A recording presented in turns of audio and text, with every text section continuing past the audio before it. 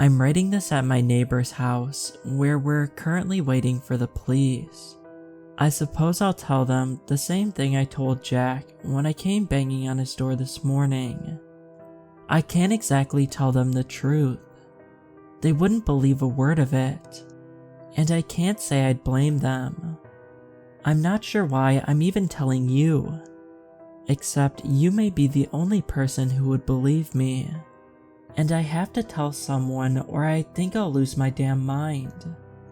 For context, my house sits on a good amount of land that sits next to a large open field to the left of it. There's a few acres of trees beyond the field, a small forest as my wife likes to say. Our closest neighbor Jack lives about 1.5 miles down the road, so we pretty much have the space all to ourselves. Our own little pocket of paradise, beautiful and safe. Well, that's how I used to think of it. Now, I don't feel safe here. Not at all. It's tainted to me now, and I don't know what to do. I've never seen anything like this before.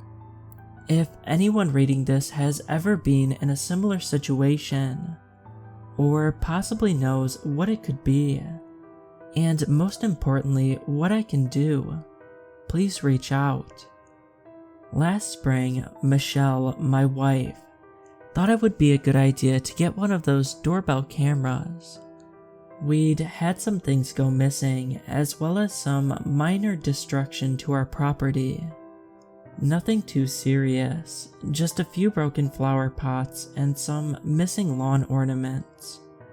I tried to tell her it was probably some teenagers from town, just finding something exciting to do. But she wouldn't hear of it. She didn't care about the flower pots or lawn ornaments that much, but she didn't want the situation to escalate into a home invasion. I thought that was a little dramatic, but I knew when to keep my mouth shut. So we bought the camera and I installed it the same day, right up by our porch lights so that we could get a good view of the front door, and as much of the front of the property in the shot as possible. After 2 days, we finally solved the mystery of the missing lawn decor. You probably already figured it out. If you guessed 2 raccoons, you'd be dead on. It was kind of hilarious watching them scoop up my wife's solar garden lights and carrying them off on 2 legs. Watching them running away with those bright blue bulbs in their hands like 2 little burglars was pretty funny. They even looked the part with those masks. Even Michelle couldn't keep a straight face. I wonder what they were doing with all the stolen goods. Maybe sprucing up their digs out in the forest. Michelle started putting out bowls of cat kibble, and amazingly, the thievery stopped. We still kept the cameras up though. Turns out it would come in handy. Michelle has been out of town for work for the last 4 days.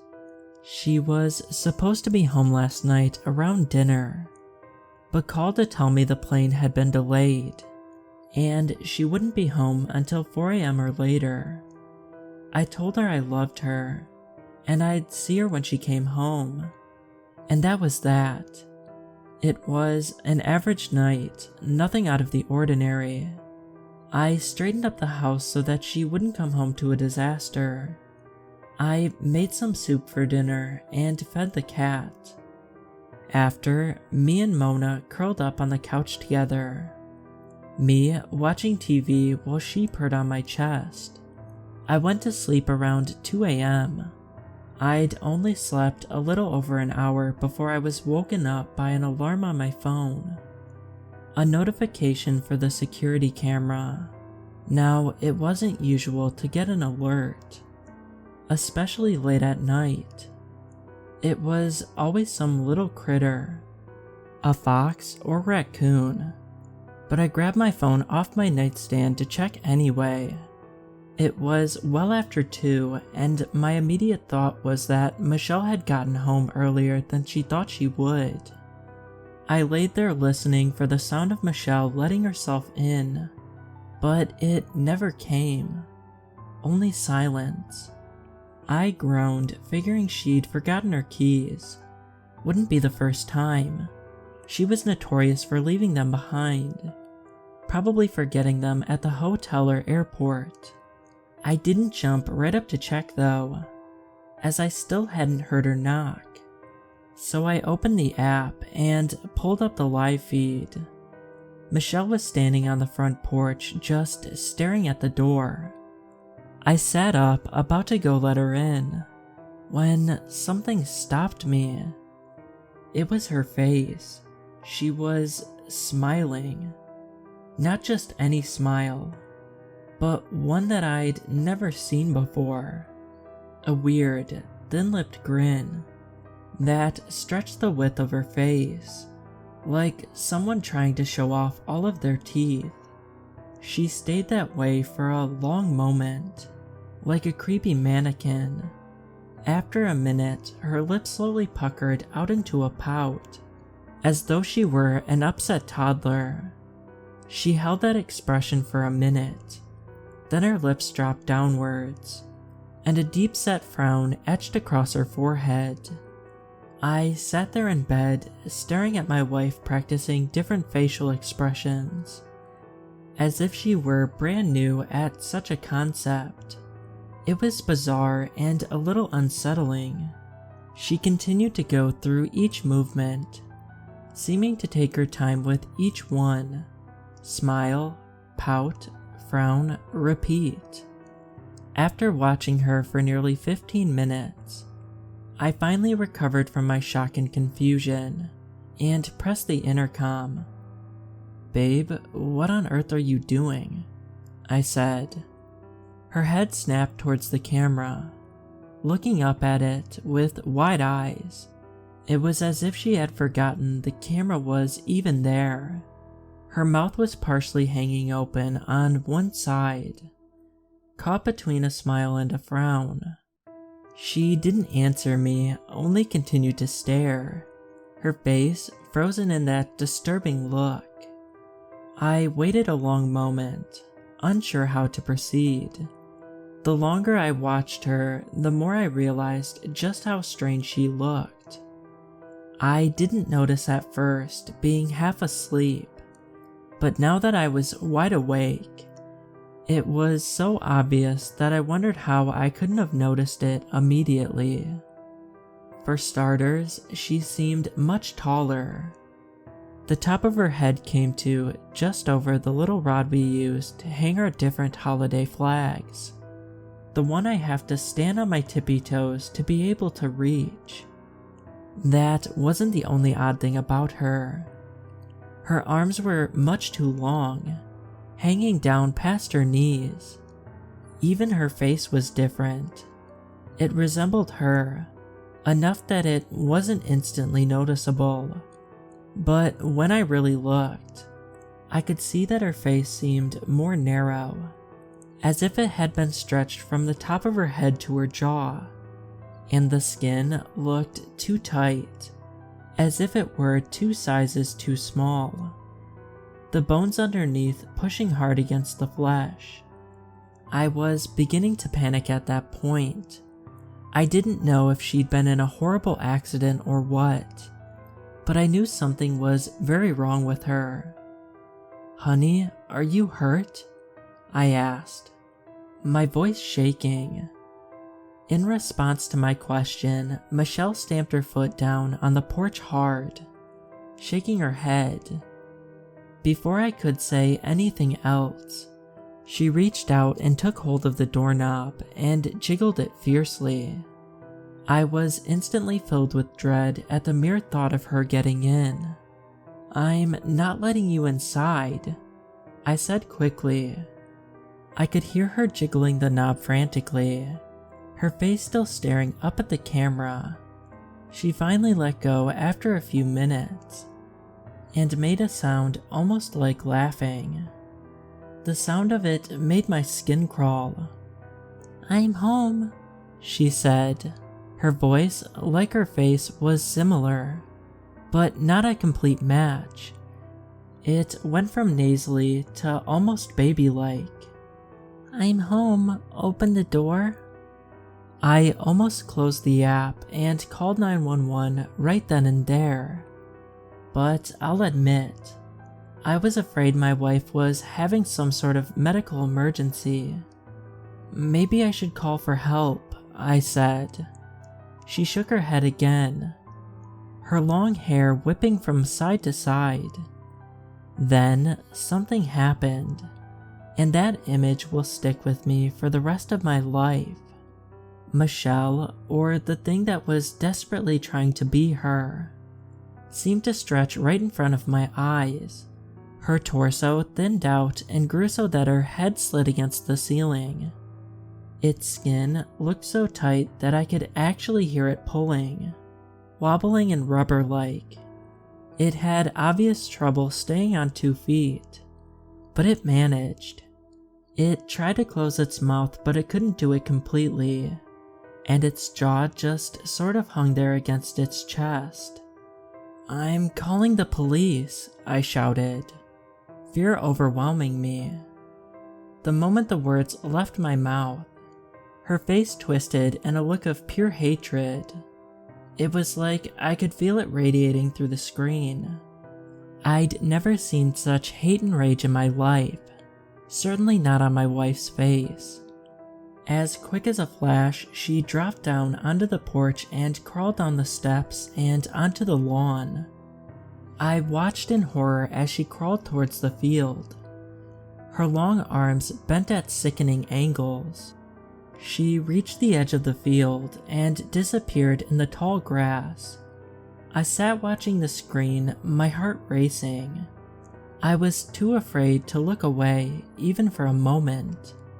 After an hour without seeing her again, I finally felt safe enough to set the phone down and try to sleep.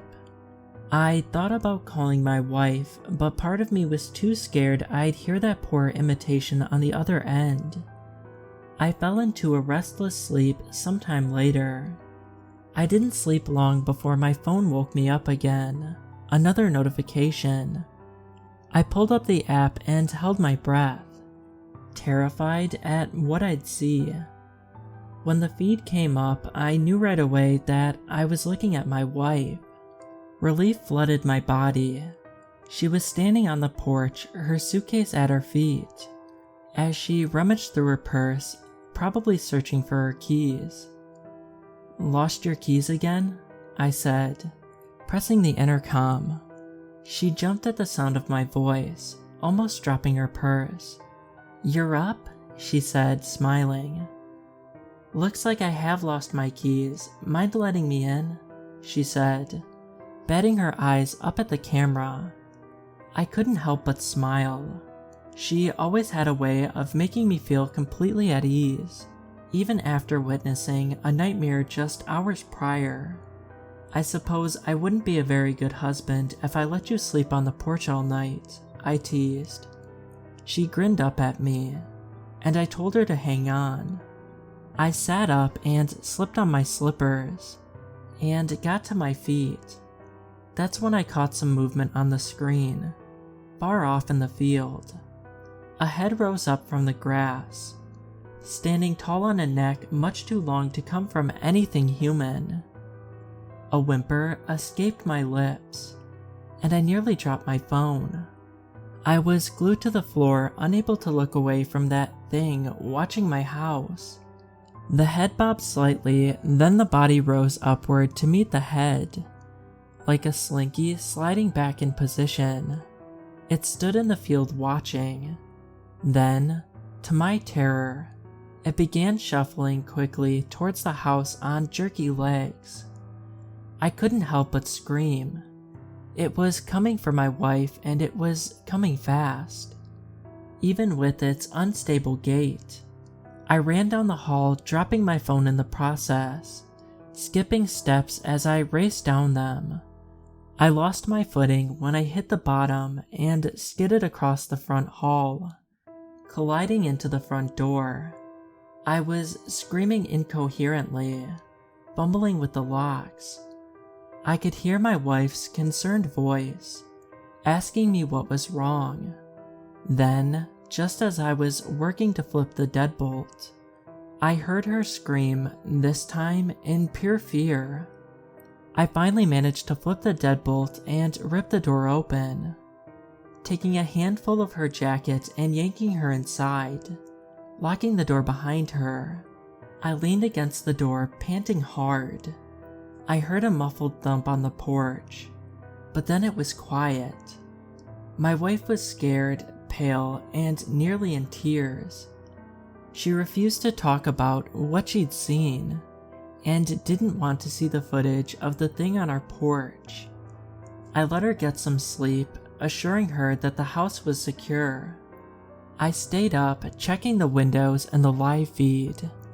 I watched the field for any signs of that thing, but it seemed like it was gone. Soon after Michelle went to sleep, I decided to look at the video, to see if I could tell where it had went off to. I was scared to see it again. Maybe that's why I waited. I pulled up the video and watched that thing shambling across the field towards my house, its long arms stretched and a look of longing on its face.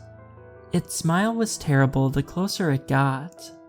I saw my wife on the screen growing worried as she heard me screaming through the house, totally unaware of the danger she was in, of the thing that was just mere feet behind her. I could barely make it through the entire video, watching it get closer and closer just as it reached the porch.